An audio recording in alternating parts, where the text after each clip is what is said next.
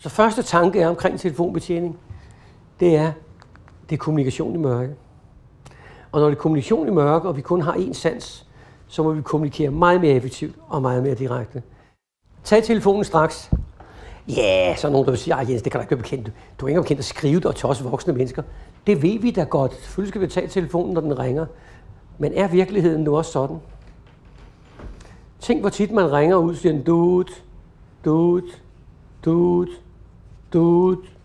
dude.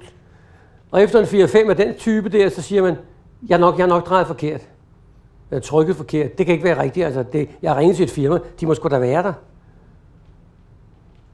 Den første irritation kommer drønende ind her med det samme.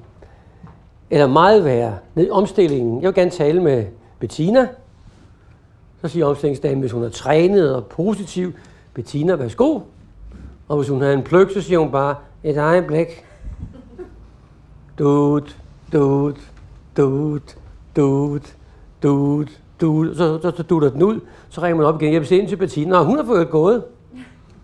Er hun gået? Ja, det gør hun tit. Gør hun det? Jeg fortæller aldrig, hvor hun går hen. Hvad jeg har fået omstillingsdamer til at sige, I er slet ikke klar over det. Er han til frokost? Hvem er han til frokost med? Ja, han er til frokost med en kunde. Tænk nu, jeg var kunde og aldrig blev inviteret ud. Er han ude med en kunde? Nå.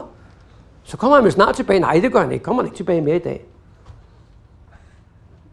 Og det værste, nogen så ud for, det var faktisk her ikke så længe siden. Jeg sagde, hvor er han henne? Han er på toilettet. Nå, så det skal han have lov til. Nej, for det er mange gange i dag. Jeg har den holdning, man skal være ærlig. Man vil jo ikke sige alt, hvad der er sandt, jo. Nu tager vi den ideelle. Jeg ringer, og det går igennem en omstilling, for jeg ved ikke, hvad vi gør ved det her. Nu er der ikke nogen med på TDC i dag, eller jeg ved ikke, hvad vi gør ved det her. Dem, der har solgt ned. Tryk 1. Hvis du ønsker ekspedition. Tryk 2, hvis det er en service. Tryk 3, hvis det er reservedel. Tryk 4, hvis det er økonomi. Og hvis du ikke trykker noget, så bliver du stillet om lidt. Det kunne de da starte med. Så kan man sidde og høre på alt det pis. Jeg synes, det er simpelthen så forfærdeligt. Og hvis vi taler om, at god service er people to people, så skal man ikke stilles om sådan en metalstemme. Og dit firma tager telefonen og hedder JP. Det hedder KBA. Sorry. KBA, goddag, jeg skal tale med Peter. Så vil den optimale telefonbetjening være, værsgo, jeg skal stille ind til Peter. Og så vil Peter tage telefonen, der ringer kun én gang, så tager han telefonen straks og siger sit fulde navn.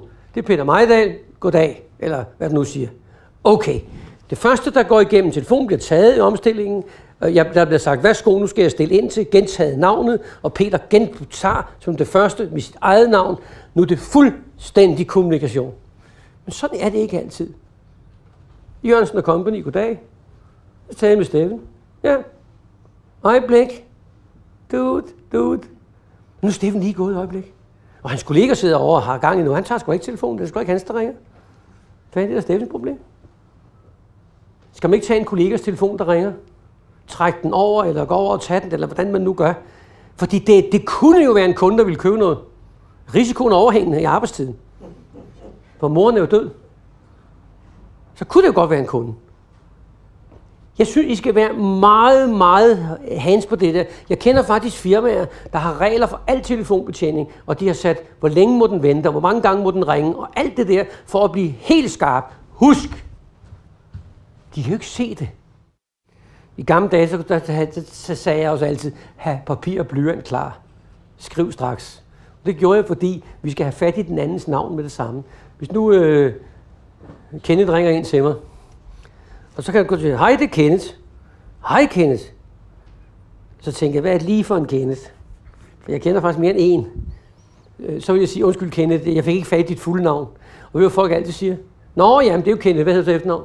Larsen. Det er Kenneth Larsen. Nå, det er dig med Mitsubishi. Det er klart. Hej.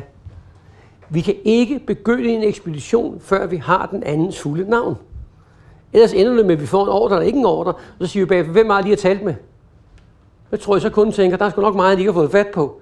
Så vi kan ikke starte servicetingen, ekspeditionen, salget eller hvad vi har, uden vi har kundens fulde navn. Sidder vi med sådan en maskine, så trykker vi det vel ind. eller sidder vi med en blok og en blyant, så skriver vi det ned. Nu har vi kundens navn. Og der er en ting mere ved at have det navn, det er, så kan vi bruge det nogle gange i løbet af samtalen, for at personliggøre samtalen.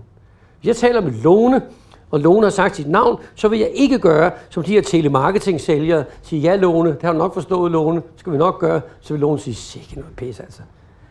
Den kan man da ikke sige. Kender godt dem, der ringer op og bruger navnet hver tredje ord, og vi kender dem slet ikke.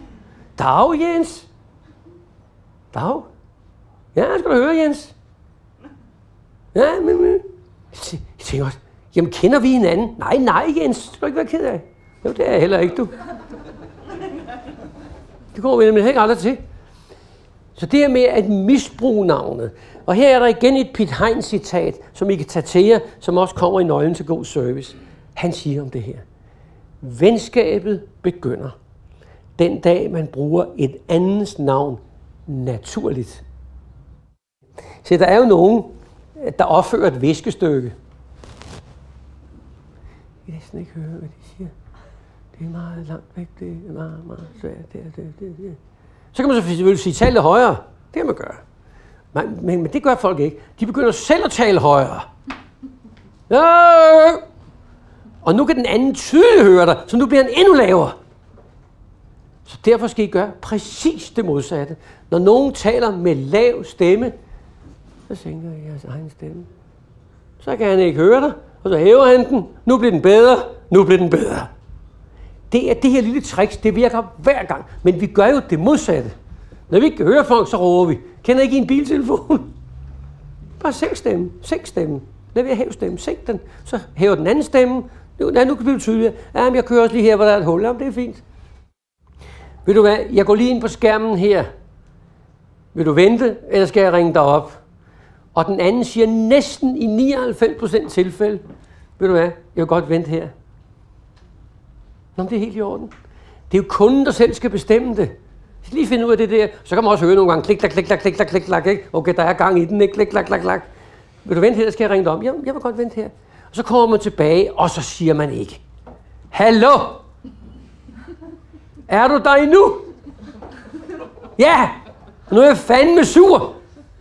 I stedet for kommer man tilbage, så bruger man det her magiske ord, som tager fuldstændig luften ud af alt. Tak fordi du ventede. Man var gasblå i kranet 13 sekunder før. Fuldstændig gasblå. Så siger den anden, det er som ikke noget. Tak fordi du ventede. Det er som ikke noget. Man var fuldstændig vild, fordi man kommer tilbage på en positiv måde. I skal have hallo og et øjeblik ud af jeres begrebverden.